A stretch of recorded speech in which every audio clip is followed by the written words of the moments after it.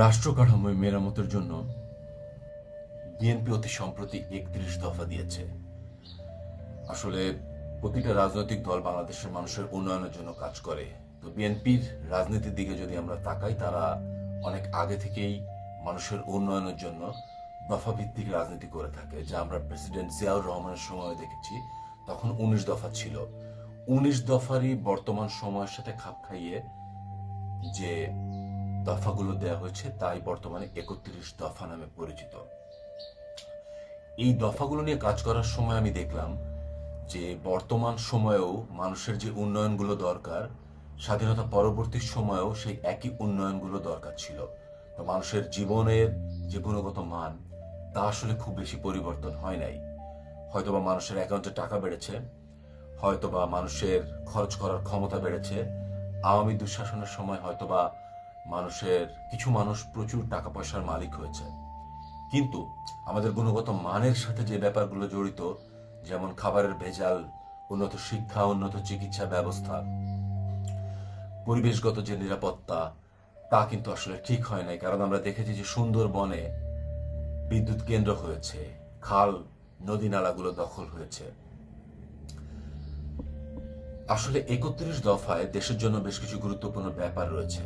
একে যদি আমরা মোটা দাগে ভাগ করি, তাহলে আমরা দেখতে পাবো যে এখানে সাংবিধানিক বিচার বিভাগ, প্রশাসনের উন্নয়ন ও স্বচ্ছতার জন্য বেশ কিছু পয়েন্ট উঠে এসেছে।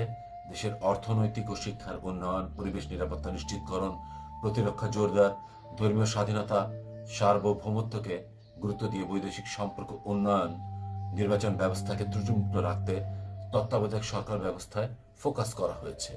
মোটা দাগে এইগুলোই আসলে এখানে নারীর ক্ষমতায়নের জন্য সাম্যতা নিশ্চিতকরণের পাশাপাশি রাস্তায় যাতে বিনা চিকিৎসায় কোনো মানুষ মারা না যায়, সে ব্যাপারটি উঠে এসেছে। সাংবিধানিকভাবে গণতান্ত্রিক অধিকার পুনঃপ্রতিষ্ঠার পাশাপাশি দ্বিপাক্ষিক আইনসভার প্রচলন, আর একই মানুষ যাতে দুইবারের বেশি প্রধানমন্ত্রী না হতে পারে, সে ব্যাপারে বলা হয়েছে। মুদ্রাস্ফীতির আলোকে শ্রমিকদের জন্য ন্যায্য মজুরি নিশ্চিতকরণের কথা বলা হয়েছে।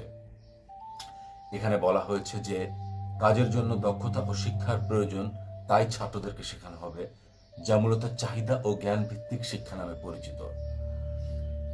এখানে বলা হয়েছে যে আগামীর দিনে বাংলাদেশ কিভাবে বেনিফিটেড হতে পারে, কারণ যে গ্লোবাল ওয়ার্মিং, তার মাধ্যমে কিন্তু সবচেয়ে ক্ষতিগ্রস্ত হয় বাংলাদেশ।